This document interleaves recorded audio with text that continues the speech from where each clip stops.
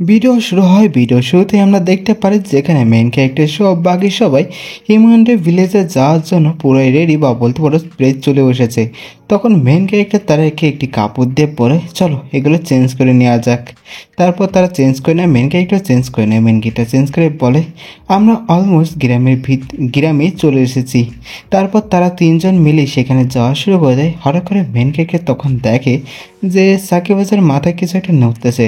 তখন এটা দেখে মেন ক্যারেক্টার বলে যে তুমি কি এটা নিয়ে কিছু করতে পারো না, এটার কোনো ব্যবস্থা করতে পারো না? হ্যাঁ, তখন এই কথা শুনে সাকিবাজ বলে আমি তো চাই, কিন্তু এই স্ল্যাম বেদাররা এর ভিতর থাকতে এমনি অসহ্য বোধ করতেছে, তারা ভালো ফিল করতেছে না, তারা বাইরে আসতে চায়। তখন এই কথা শুনে মেন ক্যারেক্টার বলে হ্যাঁ, এরা কি কথা বলতে পারে? তখন সাকিবাজ বলে হ্যাঁ। তখন পাশ থেকে বাতেশিয়া বলে তাহলে তুমি যাদের সামন করেছো তারা একজন আরেকজনের সাথে কথা বলতে পারে? হ্যাঁ। তখন এই কথা শুনে কী কারণে জানি না, কিন্তু সাকিবাজ একটু মুখ ফুলাই নেয়। তখনই হঠাৎ করে সাকিবের সামনে দেখে বলে যে আমরা চলে এসেছি।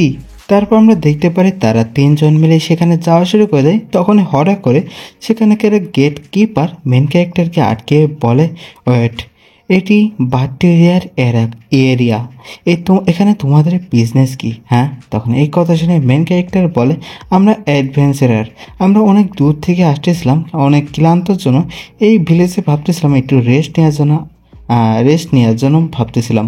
তখন এই কথা শুনে সে বলে, সেই গার্ডটি বলে তোমার আইডি শো করো।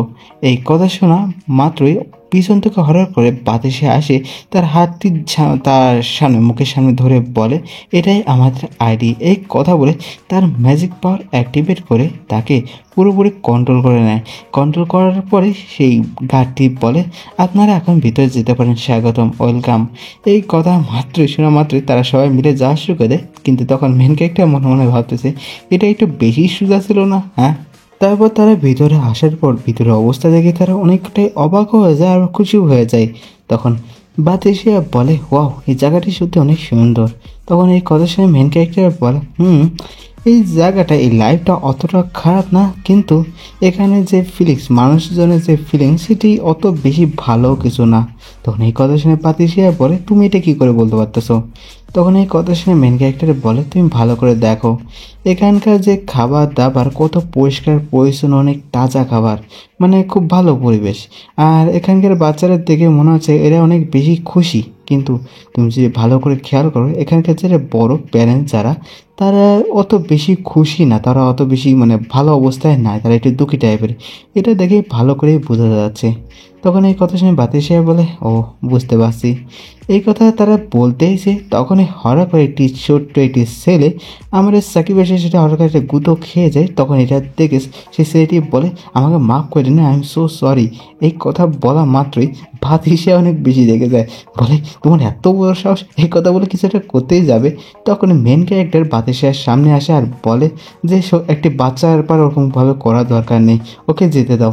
তারপর মেন ক্যারেক্টার তাকে বলে তুমি এখান থেকে চলে যাও। তখন এটা দেখে ভাতিসে অনেকটা রেগে যায়, মেন ক্যারেক্টারকে বলে তুমি তাকে যেতে দিলা কেন? হ্যাঁ। তখন মেন ক্যারেক্টার বলে তোমার মেজাজ আগে ঠিক করো, তোমার মেজাজ তো দিন দিন খারাপই হতেছে। তখন এই মহলটি দেখে সাকিবাস তার উপর লাফ দিয়ে ওঠে বলে এটি বাদ দাও, এটি যথেষ্ট হয়ে গেছে। আর আমি ওখানে একটি ফুড এর স্টল বা বলতে পারো ফুডের একটি দোকান দেখতে পাচ্ছি। তখন এটা দেখার পর আমার মেন ক্যারেক্টার তাদেরকে বলে আমি সেখানে যে যাই বলি না কেন তোমরা চুপ করে থাকবা, একটা কথাও বলবা না, বুঝতে পেরেছো? হ্যাঁ। তখন এই কথা শুনে বাতিসিয়া বলে আমাকে দেখে কি তোমার বাচ্চা লাগে? হ্যাঁ, আমি কি বাচ্চা, বুঝি না কিছু? কিন্তু সাকিবাজ বলে ইয়াপ, আমি বুঝতে পেরেছি। তারপর মেন ক্যারেক্টার যায়, তারপর সেই দোকানদারকে জিজ্ঞেস করে যে আমার কিছু ফল দরকার, ফল দরকার, মানে আপেল দরকার মূলত বলছে। ওকে। তাই এই কথা শুনে তখন মেন ক্যারেক্টারকে কিছু আপেল দেখায়। তখন মেন ক্যারেক্টার বলে দেখে মনে হচ্ছে এবারকার ফলগুলো অনেক ভালো হয়েছে। তখন এই কথা শুনে দোকানদারও বলে হ্যাঁ, এবারকার ফল সত্যি অনেক বেশি ভালো হয়েছে, তোমার চোখটি সত্যি অনেক দুর্দান্ত, মানে বলতে দিচ্ছিস তুমি ভালো বুঝতে পেরেছো দেখেই। আরামসে এই জিনিসটা বোঝানোর চেষ্টা করছে। ওকে, যাই হোক, তারপর মেন ক্যারেক্টার তাকে আস্তে আস্তে বলে যে এই টেরিটরি বা এই জায়গার এত খারাপ অবস্থা কেন? হ্যাঁ, এটা সত্যি অনেক বেশি অদ্ভুত লাগতেছে আমার কাছে কেন। তখন এই কথা শুনে সেই দোকানদার প্রথমে চারপাশ টালুমালু করে দেখে কেউ কি আছে কিনা আশেপাশে। হ্যাঁ, তারপর তার কানে এসে মেন ক্যারেক্টারের কানে এসে বলে এর কারণ হলো আমাদের লর্ড। এই কথা শুনে মেন ক্যারেক্টার একটু চমকে যায়। মেন ক্যারেক্টার বলে লর্ড? হ্যাঁ। তখন সে বলে হ্যাঁ, আমার লর্ড, এই এলাকার যে লর্ড, এই টেরিটরির যে লর্ডটি, সে চেঞ্জ হয়ে গেছে। আর এখনকার যে অবস্থা, যার কাছে পাওয়ার আসে সে তো অনেক বেশি অহংকার টাইপের হয়ে যায় না, তো সেই একই অবস্থা। আর এছাড়াও এরকম এরকম গুজবও ছড়িয়ে গেছে যে ক্যাসেল, বা বলতে পারো ক্যাসেল তো তোমরা আশা করি জানোই, মানে বড় বড় বাড়ি যেসবগুলো, যেখানে রাজা মহারাজা থাকে বা লর্ড ঠর্ড থাকে। তো যাই হোক, সেই ক্যাসেলের একজন মহিলাকে বা একটা ওমেনকে প্রিজন বা জেলখানায় বন্দি করা হয়েছে। তখন এই কথা শুনে মেন ক্যারেক্টার অনেকটাই চমকে যায়। মেন ক্যারেক্টার বলে কেন? হ্যাঁ।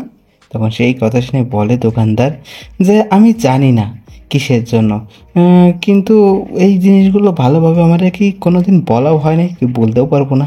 তখন এই কথা শুনে মেন ক্যারেক্টার বলে অনেক বেশি ইন্টারেস্টিং স্টোরি। কিন্তু মেন ক্যারেক্টার তখন মনে মনে ভাবতেছে যে এই কথাটি শুধুমাত্র একটা গুজবে হওয়ার চান্সেস বেশি, কিন্তু এর ভিতর কিছু মূল্যবান কথা বা তথ্য আছে। তারপর মেন ক্যারেক্টার সাকিবাসকে বলে সাকিবাস, আমার মানি ব্যাগে যে ব্যাগটি, মানে যেখানে টাকা পয়সা ছিল সেই ব্যাগটি আমাকে দাও। এই কথা বলে সে বলে, মানে তারপর দেখে বলে আমার কাছে তো নাই। এই কথা শোনা মাত্রই বাতি সে অনেক বেশি রেগে যায়, বলে কি আছে বাজে কথা বলতেছো? হ্যাঁ। তখন এই কথা শুনে সাকিবাস বলে যে আমাদের সাথে একটি বাচ্চা, আমার সাথে যে বাচ্চাটি ধাক্কা দিয়েছিল না, সেই বাচ্চাটি এইটা নিয়ে চলে গেছে। মানে এইটা বলার সময় সেই মানে চিড়ে আছে, তার কিছুই আসা যায় না, মানে সে মজাই আছে। মানে এমন একটা মানি ব্যাগ যে চুরি হয়ে গেছে সেইটা টেরে মানে ইচ্ছাই নেই, মানে খুব ভালো একটা কাজ হয়ে গেছে এরকম। ভাই কীভাবে আমি এটা এক্সপ্লেন করবো? তোমরা দেখেই বলো এটা কীভাবে এক্সপ্লেন করবো। আচ্ছা, যাই হোক, তারপর শিফট হয়ে আমরা দেখতে পারি সেই বাচ্চাটিকে যে তালুমালু করে সামনের দিক যাচ্ছিল। তারপরে হঠাৎ করে সামনে থেকে একটি লোক তাকে দেখে বলে আরে তাহলে তুমি চলে এসেছো, আজকে কি নিয়ে এসেছো? হ্যাঁ। তারপর সে আস্তে আস্তে যায় তার কাছে। তখন তার কাছ থেকে, মানে বাচ্চাটির কাছ থেকে সেটি কেড়ে নেয়। তারপর দেখে বলে কিড নাম্বার 3 বা বাচ্চা নাম্বার 3 আজকে একটা মোটা আছে ভালোই, মানে টাকা পয়সার কথা বলতেছে। যাই হোক, তখন এই সুযোগে সেই বাচ্চাটি আস্তে আস্তে পালিয়ে যাওয়ার চেষ্টা করতেছে আর মনে মনে বলছে থ্যাংক গড, আজকে হয়তো আমি মারটা খাবো না। তখন কিন্তু পিছন থেকে সেই লোকটি সেই বাচ্চাকে দেখে ফেলে। তারপর তার চুল ধরে টেনে এনে বলে যে শোনো, তুমি তাদের কাছে যাও, সেই টেবলারের কাছে যাও, দেখে মনে হচ্ছে তারা অনেক বেশি বড় লোক। তাদের কাছে যে তুমি ভিক্ষা করো বা চুরি করো বা যা ইচ্ছা তাই করো, তাতে আমার কিচ্ছু আসে যায় না, শুধুমাত্র আমার টাকা এনে দাও তাদের কাছ থেকে। আর যদি না আনতে পারো তাহলে, এই কথা বলে তাকে পাঞ্চ করতেই যাচ্ছিল, কিন্তু তখন হঠাৎ একটি আওয়াজ আসে। একজন বলে যে এখানে কি গন্ধ, সত্যি এই জায়গাটা খুবই খারাপ। তখন এই কথা শুনে বাকি সময় হালকা একটু ঘাবড়ে যায় আর বলে ওখানে কে? হ্যাঁ। তখন আমরা দেখতে পাই সে আর কেউ না, বাতিশিয়া বলে ও আমরা আবার দেখা হয়ে গেল। তারপর আমাদের বাতিশিয়া আর বাকি সবাইকে দেখে, মানে আমার মেন ক্যারেক্টারকে আর সাকিবাসকেও দেখে তখন কাছে আসে সেই লোকটি আর বাতিশিয়াকে বলে তুমি অনেক সুন্দর না? হ্যাঁ, আর তুমি এত সাহস কি করে পেলা হ্যাঁ এখানে আসার? এই কথা শোনা মাত্রই বাতিশিয়া তার ম্যাজিক পাওয়ার ইউজ করে তার মাথাটি ধরে তারপর অ্যাটাকটি করে তাকে আকাশে উড়িয়ে দিয়ে তারপর এখানে জোরে একটি আছাড় মারে। তারপর তার কাছে আস্তে আস্তে যায় তুমি সত্যি অনেক বড় একটা পারভার্ট আর অনেক বড় একটা ফুলও। তারপর বাকি সবাইকে দেখে বলে এবার তোমাদের পালা, আমাদের কাছ থেকে যেই টাকাগুলো তোমরা চুরি করেছো সেগুলো আমার কাছে ফেরত দাও। তখন এই কথা শুনে তার ভিতরে একজন যে ট্যাটু করা তুমি দেখতেই পাচ্ছ, সে বলে তোমার কি মনে হয় হ্যাঁ তোমরা আমার বিজনেসে হাত দিতে পারবে? হ্যাঁ, আর আমরা তোমার সাথে ফাইট না করে আমরা টাকা ফেরত দিয়ে দেবো, তোমরা এটা আশা করলা কি করে? হ্যাঁ, এই কথা বলার পর তার বাকি যেসব লোকজন তারাকে ইশারা করে, তারপর সবাই মিলে আমার মেন ক্যারেক্টারদের ঘিরে ধরে। এটা দেখে বাতিশা মানে অনেক বেশি হতাশ হয়ে যায় আর বলে মেন ক্যারেক্টারকে যে এইগুলো যার কতক্ষণ করতে হবে আমাকে। তখন মেন ক্যারেক্টারের কথা শুনে বলে, দেখে মনে হচ্ছে না যে এখানে আমাদের কিছু করাও লাগবে। এই কথা শুনে বাতিশার বলে, হ্যাঁ মানে সত্যি? তখন এই কথার পর আমরা দেখতে পারি সাকিবের মাথার পর যে স্ল্যামটা ছিল সেই স্ল্যামটাকে বের করে ফেলে। সে প্রচণ্ড রেগেই ছিল, তারপর রাগের চক্করে সে বাকি যত লোক আছে তার উপর অ্যাটাক করে দেয়। সে শুধুমাত্র না, তার সাথে আর বাকি যত স্ল্যাম আসে সেগুলো অ্যাটাক করে, কিন্তু সেগুলো অত বেশি দেখানো হয় না। যে তারপর সেই অ্যাটাকগুলোতে দেখতেই পাচ্ছ তার কি খারাপ অবস্থা করে দিয়েছে। তারপর কি একজন চিন্তিত, আমি বলতে পারবো না এটা কে বলছে, কিন্তু বলে ওঠে যে ইস, আমার স্কিল আমি দেখাতে পারলাম না। হয়তো এটা সাকিবাজ বলতে পারে, কারণ তারপর সাকিবাজ বলে যে মনে হচ্ছে আমার স্লাইম ব্যাদাররা অনেক বেশি হতাশ হয়েছিল, বা বলতে পারবো মন খারাপ ছিল তাদের, মানে বাইরে মনটা ভালো করলো। যাই হোক, তারপর সে স্লাইম সেই টাকা যে ব্যাগটি সেটা আস্তে আস্তে নিয়ে আসতেছিল, তখন আই থিঙ্ক বাতি সাহেব হবে এটা। বাতি সাহেব বলে, ও তোমরা টাকা পেয়ে গেছো? তখন আমরা দেখতে পারি এই সব দেখার পর বাচ্চাটি অনেক বেশি ঘাবড়েছে, ভয় পেয়ে সেখান থেকে পলানোর চেষ্টা করে। তার পিছন থেকে আসে আমার মেন ক্যারেক্টার আর কার্ডটি ধরে বলে, হেই তুমি কোথায় যাচ্ছ? এটা দেখে সে অনেক বেশি ঘাবড়ে যায়, সেখানে চিল্লা দিয়ে বসে পড়ে। তখন মেন ক্যারেক্টার তাকে দেখে বলে, তোমার কি এখানে চেনা চেনা কেউ আছে? হ্যাঁ, তখন সে বলে না। তখন মেন ক্যারেক্টার আবার জিজ্ঞেস করে, তোমার মা বাবা কোথায়? হ্যাঁ, তখন সে মুখ নাড়ে বলে না, মানে বুঝাইতেছে নাই। তা মেন ক্যারেক্টার শুনে বলে, ও তাহলে তুমি অরফান? অতটা খারাপ না। তারপর মেন ক্যারেক্টার বাতিশিয়ার কাছে যায়, কাছে যেয়ে বলে, এই বাচ্চাটাকে নিয়ে যাও আমাদের এই ক্যাসেলে, আর এসে একটু ভালো আচরণ করো, বুঝতে পেরেছে? এই কথা শুনে বাতিশিয়া অনেক বেশি চমকে যায়। সে বলে, হ্যাঁ নিয়ে যাবো? আমরা কি এই বাচ্চাটাকে মারতে চলেছি না? তখন মেন ক্যারেক্টার সে বাচ্চাটির কাছে যেয়ে বলে যে আমরা আমরা তোমাকে ভালো ভালো টেস্টি টেস্টি খাবার দেবো, নরম বিছনা দেবো, ভালো ঘরও দেবো। এই কথা শুনে সে অবাক হয়ে যায় বাচ্চাটি। সে বলে, আর ইউ শিওর? হ্যাঁ, তখন মেন ক্যারেক্টার বলে, আমরা সবই দেবো, কিন্তু তার বদলে তুমি আমার সাথে একটা চুক্তি করতে হবে, বা এই চুক্তিকে ইংলিশে কী বলে আমরা ঠিক মনে করতেছি না এই মধ্যে। তো যাই তোমরা বুঝে গেছো। তো এই কথা বলে মেন ক্যারেক্টার তার দিকে হাত বাড়িয়ে দেয়। তখন এই কথা সব শোনার পর ভাবার পর সেই মেন ক্যারেক্টার সেই চুক্তিতে অ্যাকসেপ্ট করে নেয়। তারপর দেখতে পাচ্ছ একটা ম্যাজিক পাওয়ারের মতো কিছু একটা হতেছে। এক কথায় মেন ক্যারেক্টারের নকার, মেন ক্যারেক্টারের দাসত্ব, বা যাই বলো নাকি তোমরা বুঝে নাও, সেই জিনিসটা হয়ে যায় ম্যাজিক পাওয়ারের সাথেই। আর এই কারণে দেখতেই পাচ্ছ সেই বাচ্চাটি সেখানে বেহুশ হয়ে যায় সেই ম্যাজিক পাওয়ারের জন্য। তারপর সেটাই আমরা দেখতে পারি যেখানে মেন ক্যারেক্টার গবলিন লিডারকে ডেকেছে, তখন গবলিন লিডার চলেও আসে। তারপর মেন ক্যারেক্টার সেই বাচ্চাটিকে তার কাছে দিয়ে দেয়, আর সেটি ডিমন ক্যাসেল, মানে মানে মেন ক্যারেক্টার ক্যাসেলে নিয়ে যায়। তখন সে আরও কিছু নিউজও নিয়ে এসেছিলো। তখন সে আমার মেন ক্যারেক্টারকে বলে সেই অক্রিস জেগে গেছে আর সবাইকে হান্ট করা শুরু করে দিয়েছে, প্লিজ আমাদেরকে সাহায্য করুন। তারপর আবার শিফটে আমরা দেখতে পারি মেন ক্যারেক্টার আর বাতিশিয়াকে সে জঙ্গলে যাচ্ছিল। তখন বাতিশিয়া বলে, কি অসহ্যজনক, এখন এই কি কিসের জন্য সে অকৃতদের মানে জেগে ওঠা লাগলো। তখন মেন ক্যারেক্টার বলে, বাজে কথা বলা বন্ধ করো আর তাড়াতাড়ি চলো। তখন বাতিশিয়া বলে, আচ্ছা ঠিক আছে বুঝলাম, কিন্তু তুমি তাকে বাঁচিয়ে রাখতেছো কেন? মানে সেই বাচ্চাটির কথা বলে। তখন এই কথা শুনে মেন ক্যারেক্টার বলে, কারণ পাস্টে অনেক ডিমন কিং আছে যারা হিউম্যানকে, মানে হিউম্যান যে ভিলেজগুলোকে সেগুলো কবজা করার চেষ্টা করেছে, নিজের আন্ডারে আনার চেষ্টা করেছে, কিন্তু আমি একটু ভিন্ন রুট বা ভিন্ন টেকনিক ইউজ করার চেষ্টা করতেছি। তখন এই কথা শুনে বাতিশা বলে, ভিন্ন রুট? হ্যাঁ। তখন মেন ক্যারেক্টার এক্সপ্লেন করে বলে, হ্যাঁ একটি ভিন্ন রুট। আমি চাচ্ছি সেই এম্পায়ারে আমি বীজ বুনবো আর সেই বীজটাকে বড় হতে সুযোগ দেব। সবসময় এরকমই হয় না যে দূরের লোক বা বাইরের লোক বা বলতে পারো কোনো মনস্টারই আমাদের শত্রু হয় না, এমনকি মাঝে সাঝে নিজের আপনজন বা নিজের লোকরা শত্রু হয়ে থাকে। আর এই কাজে আমাকে সাহায্য করবে এই হিউম্যানরা। মেন ক্যারেক্টার আসলে বুঝতে চাইতেছে, মানে সে এম্পায়ারে কিছু এরকম টাইপের এই বাচ্চাদের মতো কিছু হিউম্যানদের মেন ক্যারেক্টার নিজের আন্ডারে নেবে, আর তার সাহায্যে এই পুরো ভিলেজটাকে নিজের আন্ডারে নিয়ে নেবে। মানে বুঝতে পারছো, সে লোয়ার হয়ে যাবে এক কথায়। তখন এই কথাগুলো শোনার পর বাতাসে অনেকটা রেগে বলে যে তোমার কি সত্যি এত কিছু করার দরকারও আছে? শুধুমাত্র একটু বল প্রয়োগ করে তাদেরকে ডিস্ট্রয় করে দাও, তাহলেই তো হয়ে যায়। হ্যাঁ, আমি বুঝতেছি না তুমি এরকম করবাই কেন, হ্যাঁ এত ঝামেলা প্রয়োগ করবাই কেন। এই কথা বলতে বলতে তারা দুজনই একটি গুফার সামনে চলে আসে বা একটি টানেলের সামনে চলে আসে।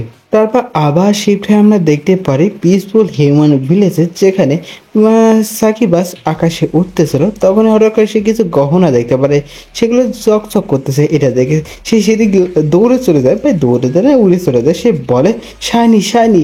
তারপর সে যাতেই ছিল তখন হঠাৎ করে তার পিছনে সে একটা ঘরের জানলা থেকে হঠাৎ করে কিছু একটা জ্বলে ওঠে। তখন সে সেদিকে আগে যায়। তারপর সে ঘরের জানলা ধরে ঝুলে বলে যে এখানে যে গহনাটা সেটা আমি নিয়ে যাব আমার ডিমন কিং এর কাছে, সে সত্যি খুশি হবেন এটা দেখলে। কিন্তু তখন হঠাৎ করে একটা মেয়ে সে জানলার কাছে চলে আসে। তখন সাকিবাসকে দেখে বলে তুমি কে? হ্যাঁ, তখন সাকিবাস সেটা দেখে বলে বিগ সিস্টার তুমি কি আমাকে দেখতে পারতেছো? তখন এই কথা শুনে বলে হ্যাঁ আমি তোমাকে দেখতে পারতেছি। তখন এই কথা শুনে সাকিবাস বলে আমার না অদৃশ্য হয়ে থাকার কথা। হ্যাঁ, তখনই হঠাৎ করে মানে সে মেয়েটি বলে যে আমি জানি না যে তুমি কে বা তুমি এখানে কি করে আসলা, কিন্তু তোমার মতন ছোট বাচ্চাদের এখানে আসা একদমই নিরাপদ না। তোমাকে কেউ দেখার আগে এখান থেকে দ্রুত চলে যাও, তাড়াতাড়ি এখান থেকে চলে যাও। এই কথা বলে সে দ্রুতই সেখান থেকে ভেগে যায় আর বলে দ্রুত এখান থেকে পালিয়ে চলে যাও, যত দূর যেতে পারো তত দূর চলে যাও। তখন সাকিবা সেটা দেখে পুরাই কনফিউজ, এই এ কেমন ধরনের মানুষ, এত অদ্ভুত কে? কিন্তু তখন হরকে সাকিবের মাথা কিছু একটা আসে। সে বলে ও হ্যাঁ আমি তো এখানে কিছু একটা নিতে এসেছিলাম। তারপর আবার শিফটে আমরা দেখতে পারি এবার লিলিথকে, সে খুশিতে আপেল খাচ্ছে আর বলতেছে তাহলে আপনারা অর্কের গুফাটি দখল করেছেন? হ্যাঁ, তখন এই কথা শুনে মেন ক্যারেক্টার চা খাচ্ছে আর বলছে এই অগ্রের গুফাটি দখল করতে 3 মিনিটও সময় লাগেনি। তখন ভাতিশিয়াও বলে হ্যাঁ এখানে কোনো সমস্যাই ছিল না। তখন আমরা দেখতে পাই লিলিথ বলে ও হ্যাঁ ভালো কথা, যে আপনার হিউম্যান ভিলেজে কখন যাচ্ছেন আবার? তখন এই কথা শুনে মেন ক্যারেক্টার বলে হ্যাঁ এই জিনিসটা নিয়ে আমাকেও কিছু ভাবতে হবে। আর আমি যা বলেছিলাম যে আমরা সেখানে সরাসরি কিছু না করে তাদের নিজেদের ভিতরে নিজেদেরকেই ধ্বংস করব। এই কথা শুনে আই থিঙ্ক লিলিথই বলে কিভাবে? তখন মেন ক্যারেক্টার বলে যে অর্গানাইজেশন আর সেই নোবেলের ভিতর রেবেলিয়াম করিয়ে বা কীভাবে উচ্চারণ করতে দাঁত ভাঙতেছে।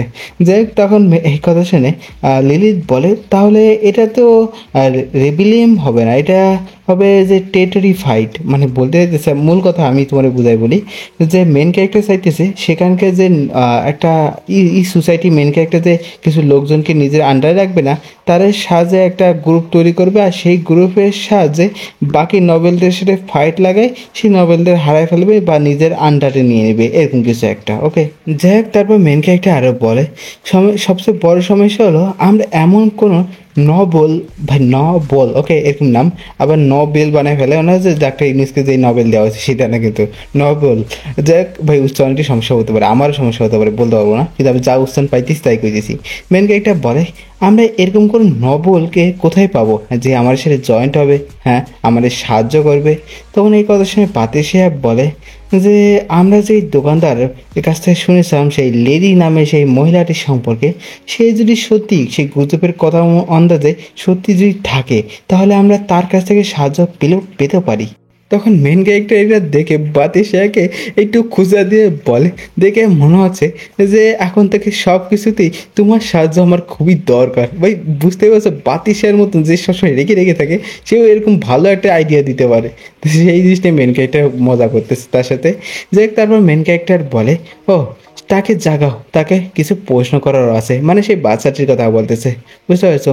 আরে সেটা সে আমার এপিসোডে আমি শেষ করে দিয়েছি, 2টি এপিসোডে আমি এক্সপ্লেন করেছি। এখানে আমি ভাবছিলাম একটু বড় বানাবো, কিন্তু এমনি যে অবস্থা, এমনি যে পরিমাণে বৃষ্টি হতেছে, আই থিঙ্ক তোমরা হয়তো ব্যাকগ্রাউন্ডে হালকা হালকা নয়েজ পেতেও পারো, আমি সত্যি বলতে পারবো কারণ আমি এডিট করে যতটা পারি রিমুভ করে দিতে পারি, অলমোস্ট যতটা পারি। এই সারাদিনই বৃষ্টি হতেছে, আমি অপেক্ষা করতেছি কোন সময় বৃষ্টি থামবে আমি এক্সপ্লেন করে শুরু করবো। আর সারাদিনই বৃষ্টি হতেছে, যখনই বৃষ্টি তখনই বৃষ্টি আসছে, জোরে আসতেছে। তাই এর ভিতরে আমি এক্সপ্লেন করে দিয়েছি, হয়তো নয়েজ আসতেও পারে না আসতে পারে, বলতে পারবো না, কারণ আমি এডিট করার পর বুঝতে পারবো যে আসবে কি না। যাই ভিডিওটি ভালো লাগে অবশ্যই লাইক আর কমেন্ট আর শেয়ার, যেই 3টির একটা হলো তোমরা যদি করে দাও তাতে আমি অনেক বেশি খুশি হয়ে যাই। তবে পারলে লাইক আর কমেন্ট একটু বেশি করে দেবো। ওকে, যাক, good bye, tata, see you.